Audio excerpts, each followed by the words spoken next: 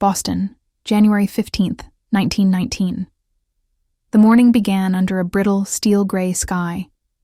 A sharp wind cut between the narrow brick buildings of Boston's North End, carrying with it the briny scent of the nearby harbor. And something else. A sweetness, thick, heavy, clinging to the back of the throat. It drifted from the Purity Distilling Company's massive molasses tank, a hulking steel giant looming over Commercial Street. Standing 50 feet tall and 90 feet across, it held more than 2 million gallons of the dark, viscous syrup. For years, it had been part of the neighborhood's landscape, its rounded shadow stretching across the yard like a silent guardian. But in truth, the tank was anything but silent. Residents had heard its groans and metallic shudders for months. In the summer heat, it oozed leaks so freely that children would run to collect the dripping sweetness in tin cups. Complaints to the company were met with hurried patches and a fresh coat of paint to hide the stains. This morning, the cold seemed to make the tank shiver louder than usual. Few paid it any mind. There were errands to run, goods to deliver, ships to unload. In the North End, the day was already moving. No one knew the sound they were about to hear would be unlike anything before.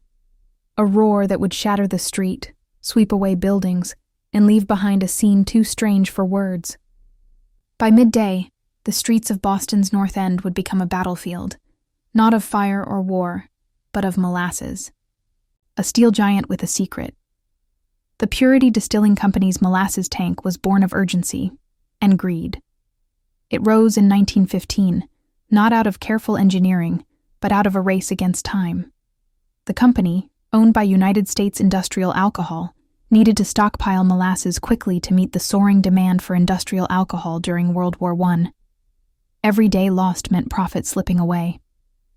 The tank was massive, 50 feet tall, 90 feet in diameter, and when full, it held over 14,000 tons of molasses. But to those who watched it being built, something about the work felt off. The steel walls, barely an inch thick, were pieced together with rivets that popped and hissed under strain. There was no time for the kind of rigorous safety tests any structure of this size demanded. No water filling test to check for leaks. No real inspection by city officials. Instead, the tank was filled almost immediately after its final plate was bolted into place. And it leaked. From its earliest days, dark trails of syrup bled down its curved sides. Children would run to the base, pressing cups or sticks to the seams to collect the sticky sweetness. Residents complained. The tank groaned in the heat, shuddered in the cold, and rattled with each change of weather. They painted it brown so no one could see the leaks. One longtime dock worker recalled years later. But you could hear it, like a deep, hollow moan in the night. Another woman, who lived across the street, remembered the days leading up to the disaster. It sounded unsettled, like it was holding its breath. You could feel it, right in your chest. The company's response was always the same: a quick patch, a dismissive word, a fresh coat of paint. Internally, their own engineer had warned that the steel was too thin, but management dismissed the concerns. After all, the molasses tank was profitable, and profitable things in the eyes of the company were not to be questioned. In the shadow of this steel giant, life in Boston's North End went on. Fishermen unloading their catch, shopkeepers calling to customers, children playing in the yard beneath its looming curve. No one could have imagined that the groans and shudders were not signs of age, but the sound of something vast and heavy straining against the limits of its own design. 11:40 a.m., the day. Boston drowned the morning of January 15, 1919, began like any other in Boston's North End. The cold air stung faces, the harbor wind cut between narrow brick buildings, and somewhere above the rooftops, the Great Molasses tank stood silent. For now. At 11:40 a.m., the stillness broke. Witnesses later described the sound in many ways. Some said it was like a machine gun rattling in rapid fire. Others swore it was an ear-splitting roar, like a freight train barreling straight into a building. One man claimed it was as if the earth itself had split open. The tank's steel walls didn't simply crack. They burst. Plates the size of doors were hurled through the air. The 2.3 million gallons of molasses inside were suddenly free, transforming into a tidal wave of thick, dark syrup. The first to die were the closest: workers at the firehouse, stable hands tending to horses, and children playing in the shadow of the tank. The wave hit them before they could even turn to run. One firefighter, trapped inside the collapsing firehouse, remembered. It was like being hit by a wall of warm cement. I couldn't breathe, couldn't see. The sound of it was alive. Pedestrians on Commercial Street were flung like rag dolls into lampposts and fences. Horses, caught in the surge, screamed as they were dragged under, their powerful legs no match for the sticky current. Wooden carts splintered, barrels rolled like toys, and entire storefronts shattered under the pressure. The molasses moved with a deadly paradox, too fast to escape, but thick enough to trap anything it touched. People found themselves waist-deep, then chest-deep, their boots and clothes turning into anchors. Each breath filled their lungs with the cloying, almost sickly sweet scent of molasses, mixed with the metallic tang of torn steel and dust from crumbling brick. A police officer who arrived moments later recalled, "The screams were muffled, like they were coming from underwater. You'd hear one, then it would stop. Just stop." The chaos was blinding. Some victims vanished under the surface instantly, swallowed whole. Others struggled for minutes, their movements growing slower and slower until the syrup pulled them under. Rescuers who plunged into the mess found themselves sinking, their boots sucked into the goo, their arms weighed down until they too had to be pulled free. Children cried out for parents. Dogs barked wildly, tied to posts that were now half submerged. The entire neighborhood seemed submerged in a nightmare. Not fire, not floodwater, but a dark, glistening tide that coated everything it touched. In the space of a few minutes, streets that had been bustling with the hum of a winter morning were silent, save for the occasional groan of shifting debris and the soft, sinister slosh of molasses still finding its way through alleyways. Boston had seen disasters before: fires, storms, even riots. But never this. Never a day when the air smelled sweet and death moved like honeyed thunder. For those still alive after the initial wave, survival was a slow-motion nightmare. The molasses clung to everything: skin, hair, clothes, turning every step into a battle. Moving even a few feet was like trying to wade through quicksand made of tar. Each attempt to pull a leg free felt like ripping it from a cement mold. The more they fought, the deeper they sank. Some survivors described the syrup as alive. It pulled, it gripped, it refused to let go. A man who had been walking home for lunch recalled, "It was warm, and it held you like hands around your ankles. I tried to lift my arm to wipe my face, but it just stuck to my sleeve. Every breath burned because all I could smell, all I could taste, was molasses." Animals suffered the same fate. Horses, panicked and thrashing, quickly lost strength, their muzzles dipping under the sticky surface until they went still. The sound of their cries, mixed with the muffled shouts of people, echoed against the brick buildings like a chorus of desperation. Help came quickly, but even the rescuers were trapped in the same nightmare. Police officers, firefighters, and sailors from the USS Nantucket, docked nearby, charged into the mess armed with anything they could use: ropes, ladders, and even wooden planks to create makeshift walkways. Ordinary citizens joined in, pulling strangers toward safety. One rescuer, waist-deep and gasping for breath, found a small boy whose head had barely stayed above the surface. He lifted the child over his shoulders and staggered toward dry ground, each step threatening to pull them both under. Sailors hacked through debris to reach the injured, while others braced themselves against collapsing structures. They moved as quickly as the syrup would allow, but in molasses, seconds felt like hours. Even those who escaped faced the horror of what they'd seen. Friends and neighbors still trapped, their faces streaked with syrup and fear, their cries growing weaker. By evening, the molasses had cooled, thickening further. making rescue efforts almost impossible. Men wrapped in oilskins worked under the fading winter light, pulling out survivors where they could, and bodies where they could not. The North End had become a sticky tomb, and for those who lived through it, the taste and smell of molasses would haunt them for the rest of their lives. When the wave finally stilled, Boston's North End was unrecognizable. Streets were a glistening brown riverbed. Wooden carts lay splintered against brick walls. Shards of the Purity Distilling Company's tank jutted from the wreckage like broken bones. For days, the city worked in a slow, grim rhythm. Scrape, shovel, carry, repeat.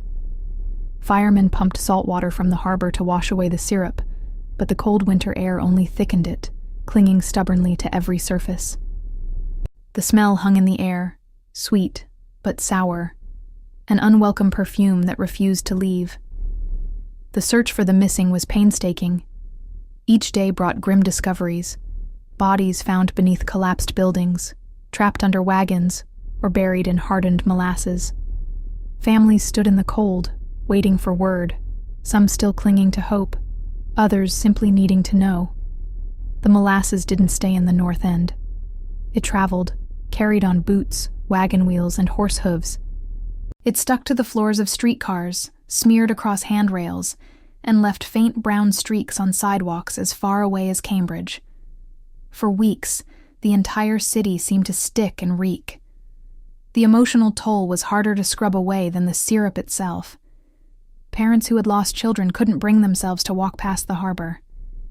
Neighbors who had fought side by side in the rescue now avoided conversation, haunted by the faces they couldn't save. One local paper wrote, "It is not the buildings we mourn, nor the goods destroyed. It is the lives taken, lives that, had the warning been heeded, would be here today." The Purity Distilling Company's tank was gone, but its shadow remained.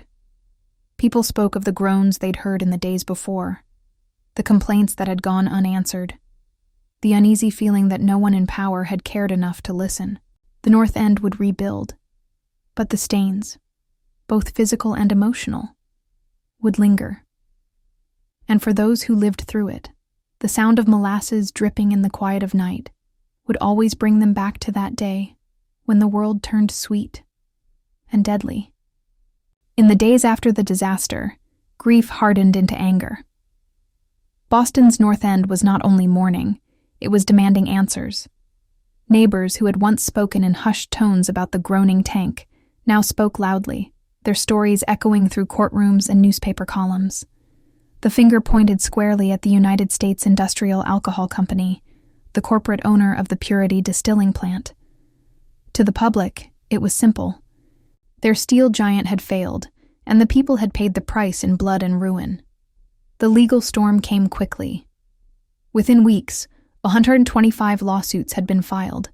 Families of the dead, the injured, and business owners whose livelihoods had been drowned in syrup. The case became one of the largest and most complex civil trials in Massachusetts history, stretching on for 6 long years. Inside the courtroom, the company's lawyers tried to paint the disaster as an act of God, an unavoidable tragedy. But witness after witness dismantled that claim. Residents testified about the tank's constant leaks, the dark stains on its sides, and the ominous groans it had made in the days before it burst. Experts revealed that the steel walls were dangerously thin and that critical safety tests had never been performed. Documents unearthed in the trial told an even darker truth. Corners had been cut to save money, warnings ignored to avoid delays. In the pursuit of profit, the company had gambled with public safety and lost catastrophically. When the verdict came, the court found the company liable. The judgment, a settlement totaling $628,000, equivalent to about $9 million today. For the families who had lost everything, it was a measure of justice, but not nearly enough to fill the empty chairs at their tables. In the end, the trial became more than a fight over money. It was a landmark moment in American corporate accountability, a warning to industries that public safety could no longer be treated as an afterthought. But for Boston's North End, no legal victory could erase the sticky brown tide that had forever changed its streets and its people. Long after the streets had been scrubbed and the lawsuit settled, Boston's North End carried an invisible scar. On certain hot summer days, when the sun baked the old brick buildings and the breeze swept in from the harbor, residents swore they could still smell it, that unmistakable, cloying sweetness of molasses. It wasn't just the air. The flood had seeped deep into the neighborhood's foundations, into basements, between cobblestones, into the pores of wood and stone. Over the years, heat would draw it back out, a ghostly reminder of that January day in 1919. The Great Molasses Flood became more than a local tragedy. It became part of the North End's identity. Tour guides wove it into their stories, schoolchildren learned of it as both history and cautionary tale, and old-timers still shook their heads at the thought of a wave of syrup sweeping through their streets. Time softened the edges of the horror, but it never erased it. The North End remained a place where history clung, sometimes quite literally, to the walls. And on those rare days when the air turned sweet and heavy, Bostonians remembered that their city had once drowned, not in water or fire, but in molasses. The Great Molasses Flood may seem like a piece of dark, almost absurd history, a city engulfed by syrup. But beneath its strangeness lies a sobering truth. It was a man-made disaster, born of greed, haste, and a disregard for safety. The Purity Distilling Company had cut corners. Warnings were ignored, complaints dismissed, and inspections skipped, all in the name of saving time and money. And it was the people of Boston's North End who paid the price. 21 lives were lost that day. Men crushed in collapsing buildings, women swept from porches, children who never made it home from school. Scores more were injured, their lives forever altered.